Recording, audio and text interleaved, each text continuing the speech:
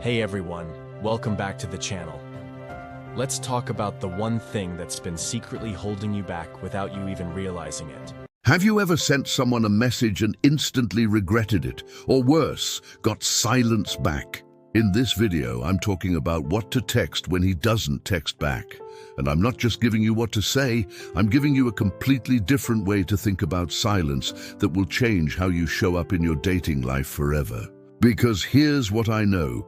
If you've clicked on this video, you're probably in one of two places right now.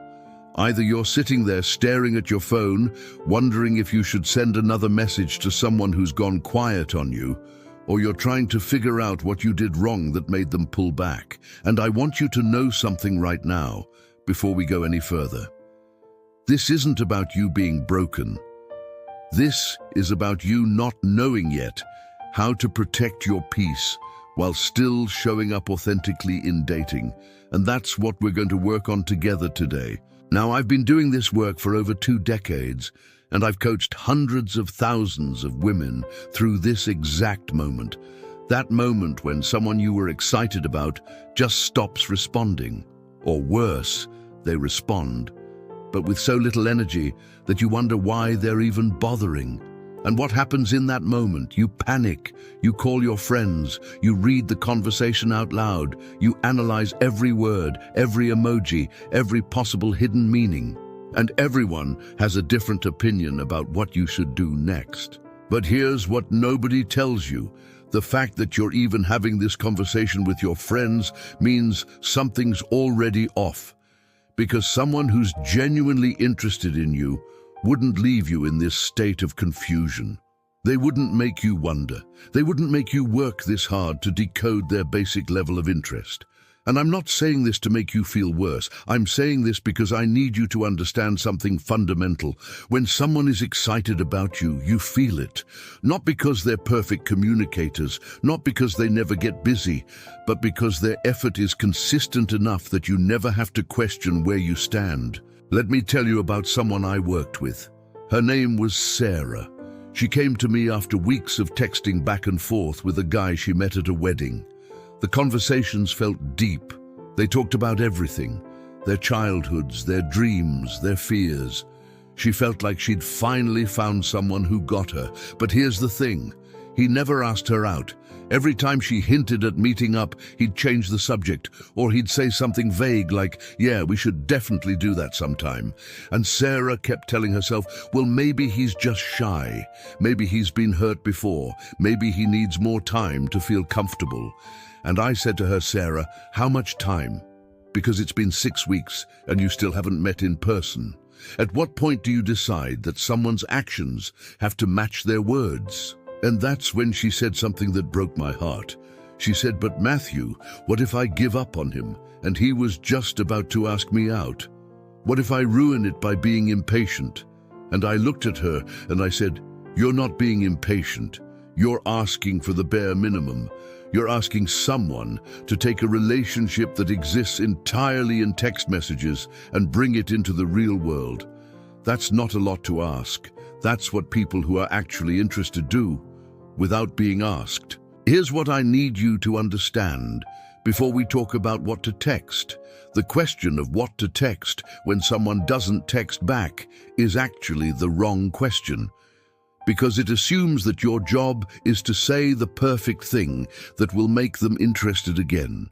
It assumes that somewhere out there is a magic combination of words that will suddenly make them realize what they're missing. And that if you could just find those words, everything would work out. But that's not how attraction works. Attraction isn't created by clever texts. Attraction is created by someone experiencing you as a high-value person who adds to their life. And you cannot do that through desperate follow-up messages. So instead of asking, what should I text? I want you to start asking a different question. What does my behavior in this moment say about how I value myself? Because every action you take in dating is teaching people how to treat you. When you chase someone who's pulled back, you're teaching them that their attention is more valuable than your peace. When you overfunction for someone who's underperforming, you're teaching them that your standards are negotiable. And I know that sounds harsh, but I promise you, understanding this will change everything. Now, I want to be clear about something. I'm not saying you should play games. I'm not saying you should manipulate people or pretend you don't care when you do. What I am saying is that there's a difference between being authentic and being desperate. Being authentic means being honest about how you feel and what you want. Being desperate means making someone else's inconsistent behavior your problem to solve. And there's a version of you that can be warm, open and interested while also having boundaries. That's the version of you that creates real attraction. So let's talk about what actually happens when he doesn't text back. There are really only a few scenarios here. Scenario 1, he's genuinely busy. He's in the middle of something important and he'll get back to you when he has the mental space. Scenario 2, he's interested, but he's also talking to other people and you're not his priority right now. Scenario 3, he's lost interest but he doesn't know how to say it, so he's hoping you'll just get the hint. Or scenario 4, he's testing to see how much effort you'll put in when he puts in none. Now here's what's important. In every single one of these scenarios, chasing him doesn't help you. Let's go through them. If he's genuinely busy, he doesn't need you to remind him you exist. He'll get back to you when he's ready. And if he doesn't, then he wasn't that busy. He just wasn't that interested. If he's interested but you're not his priority, sending more messages won't make you his priority. It'll just make you more available while he continues to explore his options. If he's lost interest, no amount of clever texting will bring that interest back. And if he's testing you, well, the only way to pass that test is to not play the game. So what do you actually text when he doesn't text back? Here's my answer. Most of the time, you text nothing. You let the silence sit. You let him feel your absence. Because here's what I know about human psychology. We don't value what we don't have to work for. When you're always available, always responsive, always making it easy for someone to have access to you without any effort on their part, you're training them to take you for granted.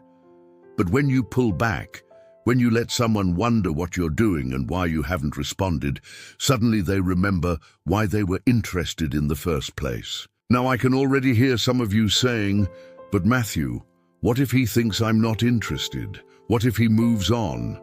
And here's what I want to say to that. If someone moves on because you didn't chase them, they were never yours to begin with. Someone who's genuinely interested doesn't disappear because you gave them space for a day or two. They come back, they reach out, they make an effort. And if they don't, then you just got incredibly valuable information about how little they were actually invested. But let's say you do want to text something. Maybe you're not ready to let it go yet. Maybe you want to give it one more shot. Maybe you want to know for sure before you move on. I get it. So here's what you can do. You can send what I call a pattern interrupt. Something that completely changes the energy of the conversation and puts the ball back in their court in a way that requires them to step up. Here's an example. Let's say you've been texting back and forth, and then suddenly he goes quiet for 3 days. Most people would send something like, hey, haven't heard from you in a while, is everything okay? Or even worse, did I say something wrong? But those messages reek of insecurity. They hand all the power to the other person. Instead, you could send something like this. Hey, I've been thinking about our last conversation and I realize I'm not sure what we're doing here. If you're interested in getting to know me, I'd love to see where this goes, but I'm not looking for a pen pal, so if you want to meet up, let me know. If not, no hard feelings. Now, what does this message do? First, it's honest. You're not playing games, you're not pretending you don't care, you're simply stating what you want. Second, it's boundaried. You're making it clear that you're not going to sit around texting forever with no forward momentum. Third, it's confident. You're not begging, you're not chasing. You're simply giving someone the opportunity to step up or step aside. And fourth, it requires a real response. They can't just send back a thumbs up or a yeah, totally. They have to either make a plan or admit they're not interested. And here's what I've seen happen time and time again when women send a message like this. One of two things occurs. Either the guy steps up, he apologizes for going quiet, and he makes concrete plans to meet up, or he doesn't respond at all. And both of those outcomes are good for you, because either you get the date you wanted, or you get clarity that this person was never going to give you what you're looking for. And clarity is a gift. Clarity allows you to stop wasting your time and energy on someone who isn't worth it. But here's the thing about sending a message like that. You have to be willing to walk away if you don't get the response you want. Because if you send that message and he doesn't respond, or he responds with something vague, like, "Yeah, sorry, I've just been really busy," and then you continue to engage with him anyway, you've just taught him that your boundaries are meaningless. You've taught him that he can ignore your needs and you'll still be there. And that's the fastest way to lose someone's respect and attraction. So let me give you some practical strategies for dealing with this situation. Strategy number 1, give yourself a buffer. Before you send anything, wait. Not because you're playing a game, but because you need to get out of your emotional state and into a more grounded place. When we're anxious or hurt, we don't make good decisions. We say things we regret. We come across as needy or desperate even when we don't mean to. So give yourself 24 hours. Go do something that makes you feel good about yourself. Work out, see a friend, work on a project you care about. And then, if you still want to reach out, you can do it from a place of strength instead of scarcity. Strategy number 2, check your motivation. Ask yourself why you want to text this person. Is it because you genuinely want to connect with them? Or is it because you're uncomfortable with the uncertainty and you want to resolve it? Is it because you think they're amazing? Or is it because you're trying to prove to yourself that you're good enough to keep their attention? Be honest with yourself. Because if your motivation is coming from fear or insecurity, that energy will come through in whatever you send, and it will push them further away. Strategy number 3, focus on your life, not theirs. The best thing you can do when someone goes quiet is to get busy living your life. Not to make them jealous, not to prove something, but because your life should be full and meaningful with or without this person in it. Post on social media about something fun you're doing. Make plans with friends. Invest time in your hobbies and passions. And here's what's interesting. When you do that, one of two things happens. Either the person sees that you're living your life and it reminds them why they were attracted to you in the first place, or you realize that you're actually fine without them. And both of those outcomes are wins. Strategy number 4, remember that their behavior is information. When someone doesn't text back, they're telling you something. They're telling you that you're not a priority. They're telling you that they're not ready or willing to give you what you need right now. And you can choose to ignore that information and keep trying to make it work. Or you can choose to believe them when they show you who they are. And I'm going to tell you, in my 20+ years of doing this work, I have never once seen someone change their level of interest because the other person just tried harder, or was more understanding, or gave them more chances. Interest is either there or it's not. Effort is either consistent or it's not.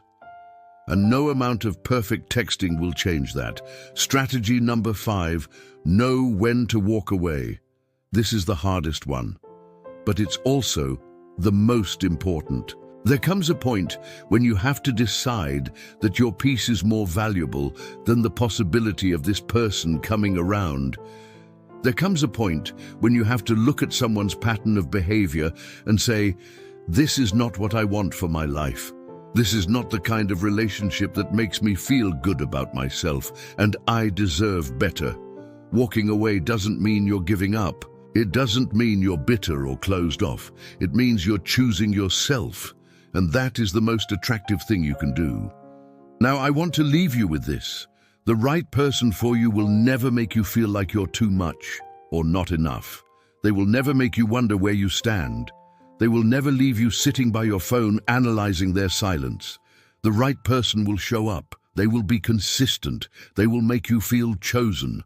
Not perfect, not without challenges, but fundamentally secure in knowing that they want to be in your life.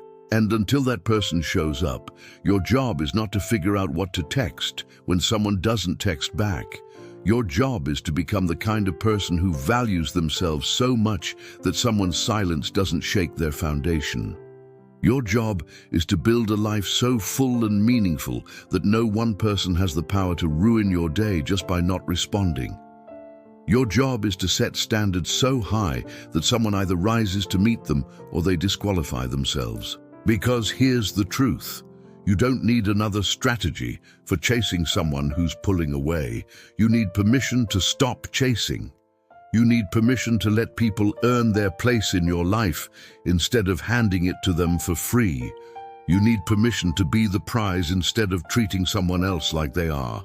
So if you're watching this right now and you're wondering what to text him, I want you to take a breath, put your phone down, and ask yourself, what would the highest version of me do right now? Not the version that's scared of being alone, not the version that's desperate for validation, but the version that knows her worth and refuses to settle. What would she do? I think you know the answer. And if you want more help becoming that version of yourself, try Matthew AI. It's there when you need it, 24/7, giving you real-time advice based on everything I've taught over the last 2 decades. You can try it for free at askamh.com. And if you're already using it, tell me in the comments how it's helped you. I love hearing your stories. Thank you for watching, and remember, your worth isn't determined by someone's inability to see it. I'll see you next time.